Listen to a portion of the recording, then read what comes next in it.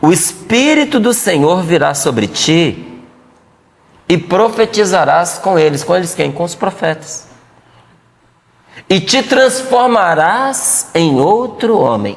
Porque quando Deus põe a sua mão sobre nós, apesar de sermos os mesmos, nós nos tornamos uma nova pessoa. Uma vida nova começa para nós.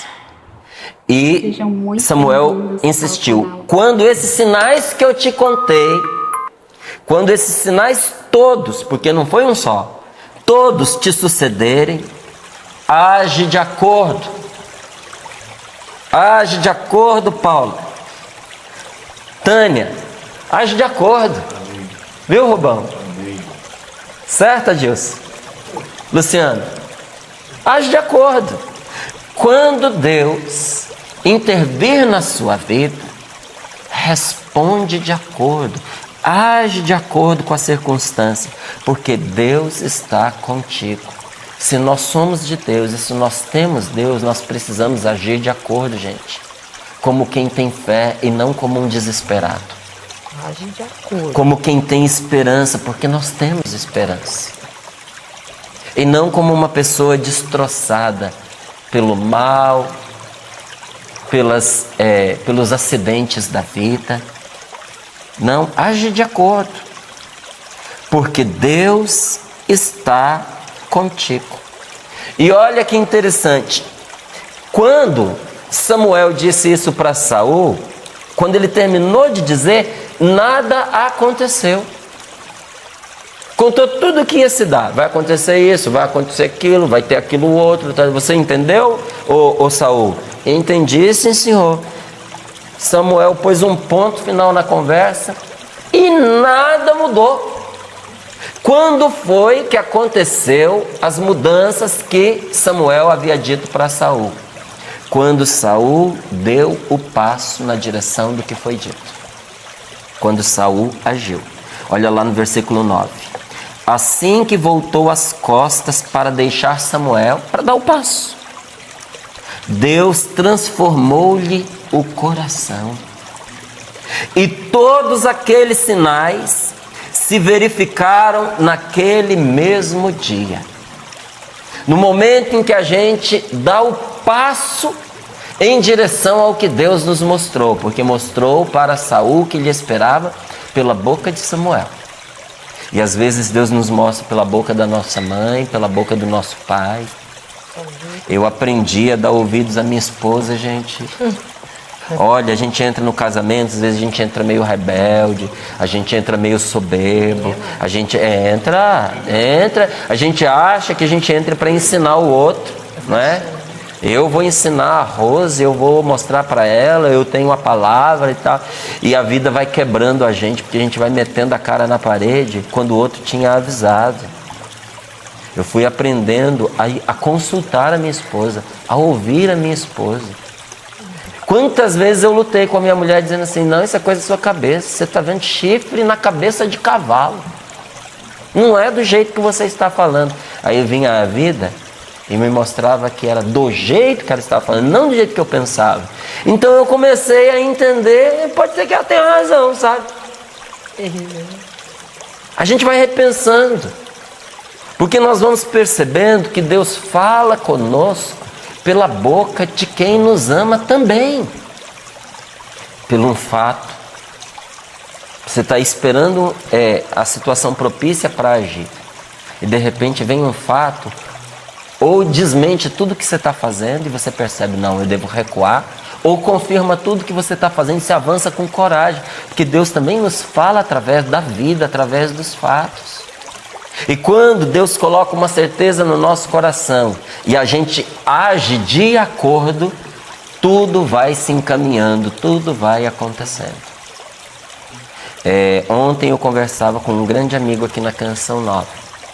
E eu dizia para ele, a coisa mais fácil que tem é a gente trazer para dentro de uma comunidade como a Canção Nova um jeito de viver mundano. Às vezes a pessoa a vida inteira trabalhou, por exemplo, eu vou dar um exemplo. Trabalhou numa fábrica e era um chefe na fábrica. E para conseguir os resultados, às vezes manipulava as pessoas, premiava um que não merecia muito, porque aquela pessoa era uma peça estratégica para ele, às vezes punia um outro que não merecia para poder ser exemplo, e traz para dentro de uma comunidade essas estratégias que são injustas. São injustas. Ou às vezes, um outro exemplo, ou às vezes a pessoa estava inserida no meio político, e a gente sabe como o meio político é um meio difícil, delicado. E a pessoa abandona o meio político, entra numa comunidade como a Canção Nova. Ou nem entrou no meio político, mas vem de uma família muito entranhada no meio político. E chega aqui dentro, começa a aplicar as estratégias, as ferramentas, para poder conseguir consolidar os seus projetos, as suas atitudes. Eu dizia para esse meu irmão, eu falei, a coisa mais fácil que tem é a gente fazer assim. E não precisa ser muito inteligente, não. Basta um pouquinho de instrução, um pouquinho de atenção. Você usa esses mecanismos. Mas eu dizia para ele, meu irmão, eu fiz um pacto com Deus de não usar essas ferramentas. Essas ferramentas com vista da injustiça. Por quê? Ou da manipulação das pessoas. Porque você consegue um resultado fraco, imediato. Mas para isso você faz lá igual o outro que vendeu a primogenitura por um prato de lentilha. Você faz igual o Esaú, que trocou a graça de Deus por aquilo que poderia encher a sua barriga naquele momento. Que trocou uma fortuna absurda, que trocou a graça, que trocou a bênção para satisfazer uma necessidade pessoal, particular, física, material. E eu dizia para ele o seguinte, quando a gente escolhe ir pelos meios da injustiça, a gente abre mão da graça de Deus. A gente impede a Deus de agir na nossa vida. E nós vamos colher os frutos da escolha que nós fizemos, frutos amargos. Quando nós preferimos confiar em Deus, e por causa de Deus somos capazes de aguentar injúria, calúnia, injustiça, difamação, o roubo de uma oportunidade que nos foi dada. Quando a gente percebe que, incompreendidos, às vezes a gente é atacado, e às vezes atacado até em algo bom que nós estamos fazendo para a evangelização, mas nós tomamos a decisão de não responder com os instrumentos da maldade, com os instrumentos do maligno. Deus mesmo toma a nossa causa nas mãos dele. E olha, lá na frente, de algum modo, que a gente agora não consegue enxergar, Deus endireita o nosso caminho. Endireita. Eu tenho visto isso acontecer inúmeras vezes. Então chega uma hora que a confiança da gente vai se consolidando cada vez mais. E só que no começo é um ato de fé. Você aceitar prosseguir sem desistir, sem desanimar, apesar das contrariedades até injustas, porque você confia sem ver que lá na frente Deus vai agir. E Ele agirá. A única coisa que Ele precisa é que a gente dê o passo e haja de acordo. Eu não posso, gente, sendo um homem de Deus, não agir como um homem de Deus. Age de acordo. Você não é uma pessoa que tem fé. Você não confia em Deus. Você não pede perdão a Deus. Você não faz as suas orações à noite, antes de dormir, ou quando você acorda, ou a caminho do seu trabalho. Na hora do aperto, não é a Deus que você recorre. Você é uma pessoa de Deus. Age de acordo. Porque nós temos a resposta conforme a nossa atitude. Se nós agimos de acordo com o que age uma pessoa de Deus, a nossa resposta vem de Deus. Mas se nós agimos de acordo com os impulsos plantados, semeados em nós pelo maligno, adivinha qual é o fruto que vai se consolidar na nossa vida? Não é? Não precisa nem fazer força para você descobrir. Então, Saul deu o passo, e no momento em que ele deu o seu primeiro passo, qual foi a primeira coisa que Deus fez? Transformou o seu coração. Quantas vezes aqui no Sorrindo para a Vida, a pessoa em casa, no trabalho, no hospital, dentro de um presídio, não é? A gente aqui.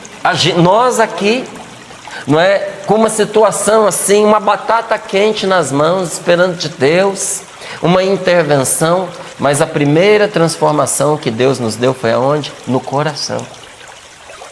Por fora, num primeiro momento, nada mudou. Igual a conversa do Saul com o Samuel. A conversa terminou e era uma conversa de palavra de Deus. Até eu estava vendo aqui, olha, que interessante, lá no versículo 27 do capítulo 9. Olha o que Samuel disse a Saul: ordena ao teu criado que vá à nossa frente, tu porém fica aqui um momento para que eu te dê a conhecer a palavra de Deus. A palavra que Samuel dirigiu a Saul foi uma palavra de Deus.